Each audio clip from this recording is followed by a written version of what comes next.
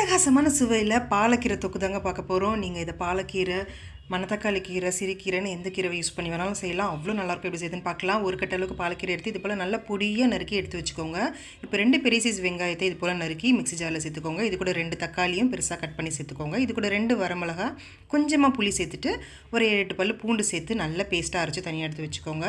இப்போ பேனில் 2 டீஸ்பூன் அளவுக்கு எண்ணெய் சேர்த்துட்டு எண்ணெய் காஞ்சதும் கடுகு, சீரகம், உளுத்தம்பருப்பு சேர்த்துட்டு ஒரு 3 வரமிளகா சேர்த்து லேசாக அதை கலந்து விட்டுக்கோங்க. அடுத்ததாக 1/4 டீஸ்பூன் மஞ்சள் தூள், 1 டீஸ்பூன் அளவுக்கு வெறுமிளகாய் தூள், 1 டீஸ்பூன் அளவுக்கு மல்லித்தூள் சேர்த்துட்டு இது லோ ஃப்ளேமில் வச்சு 1 நிமிஷத்துக்கு நல்லா கலந்து விட்டுக்கோங்க. இப்போ அரைச்ச மசாலா பேஸ்ட்டை சேர்த்துட்டு நல்லா வதக்கி விட்டுக்கோங்க. ஒரு 2-3 நிமிஷத்துக்கு பச்சை வாசனை போகிற வரைக்கும் நல்லா வதக்கி விட்டுக்கலாம். அடுத்ததாக இது கூட 1/2 டீஸ்பூன் அளவுக்கு பெருங்காயத்தூள் சேர்த்துட்டு நல்லா கலந்து விட்டுக்கோங்க.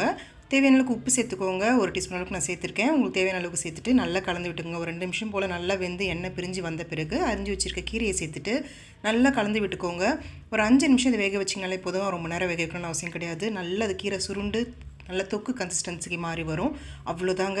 இதுக்கப்புறம் நம்ம முக்கியமான ஒரு இன்க்ரீடியன்ட் சேர்க்க போகிறோம். அது என்னென்னா 1 டீஸ்பூன் நெய் சேருங்க.